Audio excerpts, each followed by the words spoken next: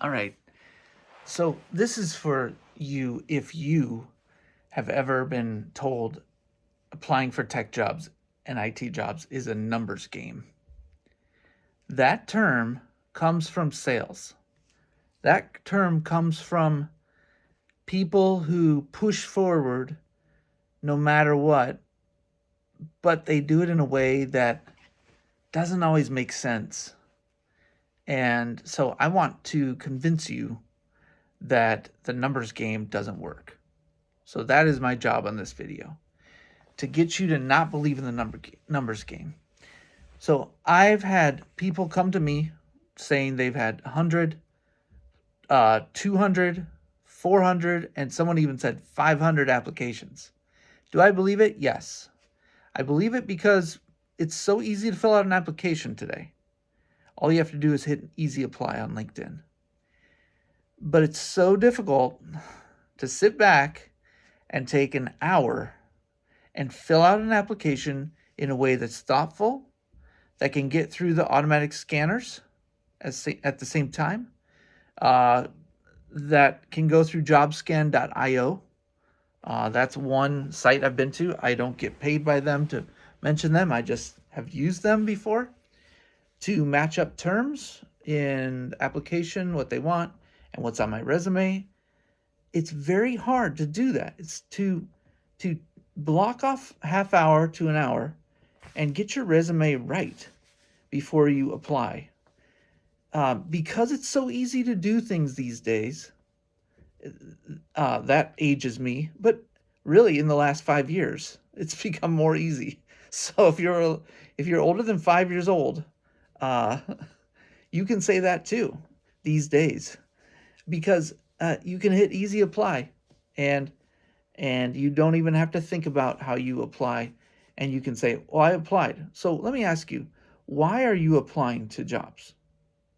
Are you applying to apply, or are you applying to get a job?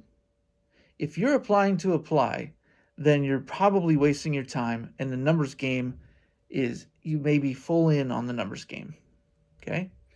Uh, there is something called sunk cost theory, and I think it has to do with economics, and it could be also called the Concord effect. Those are related, so you can look them up. But basically, the summary is explain like I'm five. Okay, well, um, you put money and time into something so much so that when the results aren't what you wanted, you just keep pushing forward because you've already put so much time in. The old analogy, now it doesn't really apply because you can watch stream things and you get trailers whenever you want. But the old analogy was you go to a movie, you sit down, you paid $15 for a ticket and popcorn and all that, and you realize half hour in, this is a bad movie. This is not worth my time or money. But you stay there because you already paid for it. When you could be taking the next hour and a half to 2 hours and using it on life and not wasting your life. But that's what a lot of people are doing when they apply to jobs. They just keep hitting easy apply. See, here's a little inside baseball, a dirty secret here of the job industry. And I say that because LinkedIn is in the job industry. You probably are getting, or Indeed. LinkedIn and Indeed and other job sites, basically, LinkedIn is a job site, basically. They make money from advertising, usually from employers. So they got to keep the employers happy. They have to send out enough notifications and emails to people, to potential employees, so that people keep coming back to the site and paying for the service, the professional services that they offer. And really, if they do that enough, of course, they're going to fill their positions. But that means that there are sometimes I've seen it where a job was announced in mobile development and it's 10 minutes in and there's 300. Okay, let's see. Half hour in and there's 350 applicants already. That's wild. It's wild. I am pretty sure of those numbers. I could be a little off, but it's pretty close to that. I am going off the cuff tonight just to help you on a Friday night here in Minnesota. Now, so if you are just applying because you've got to apply and stick with it, and persist, that's going to run out. It's going to run out. You have to step back. You have to consider, with the feedback I've been given, what is the market saying about what I'm presenting to the marketplace? Is the marketplace saying they're not interested? Is it that I'm applying the wrong way, like I'm hitting easy apply instead of personalized applications? Am I applying to the wrong places? Should I be looking for bigger companies, smaller companies? Should I be applying to remote instead of on-site, or vice versa, or a hybrid? And all of these parameters, am I applying to the right position? And if you're in the junior market right now and you keep applying and you're going to be a junior dev, for example, you really need to niche down and figure out what junior devs are being hired right now because of AI. Okay, because a lot of people are holding off, thinking that AI employees will take over everything. They're not going to, but they will take over a lot.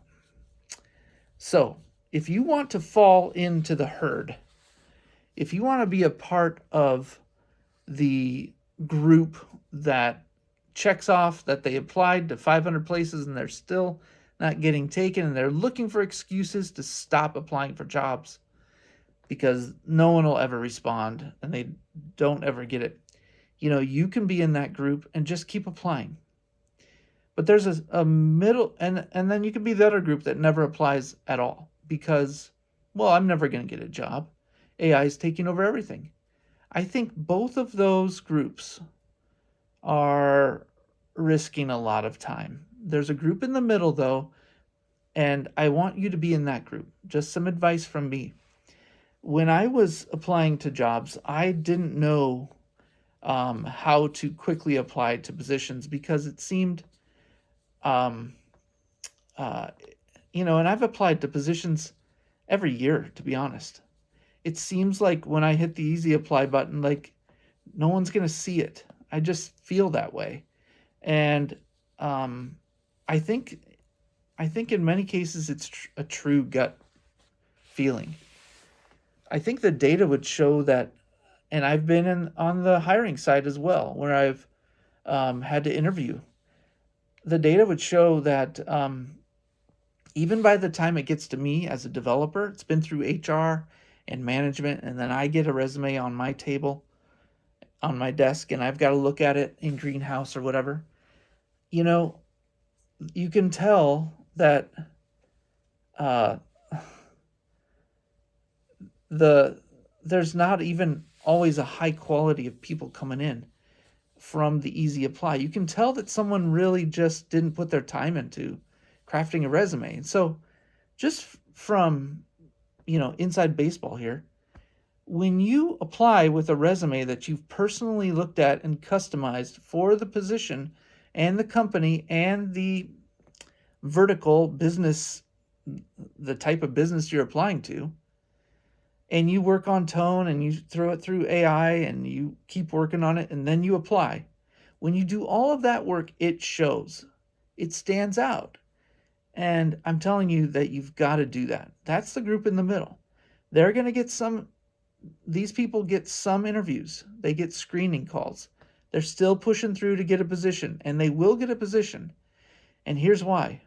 They're ready to change and modify how they apply, where they apply, the parameters of their application, the parameters of even the scope of the position they're looking at, whether they want junior, mid, senior level, or management level, whether they want a heads down position or more of a people position. I'm telling you, you've got to step back, stop. If you have been applying a lot, stop applying and think, what do they want to see on this application? and don't hit the easy apply button. Go look for the company on the internet. You see it on LinkedIn, you see an easy apply button, go look up the website of the company and find the job on the company website. That's what I've always done. Not always. 80% of the time. And I've had success with that. If you haven't been applying to any positions because you're hesitant and you don't know what to do, or you're just scared it's going to be a waste of time, let me encourage you, it's not a waste of time. Okay?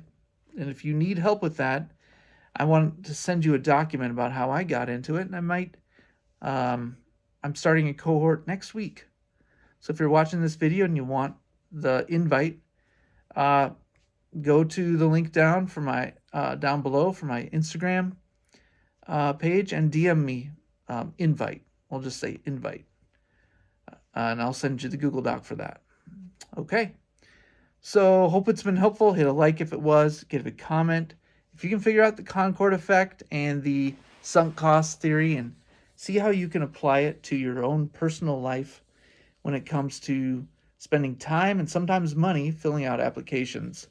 If you spend money on books or courses and all that, it's something to consider.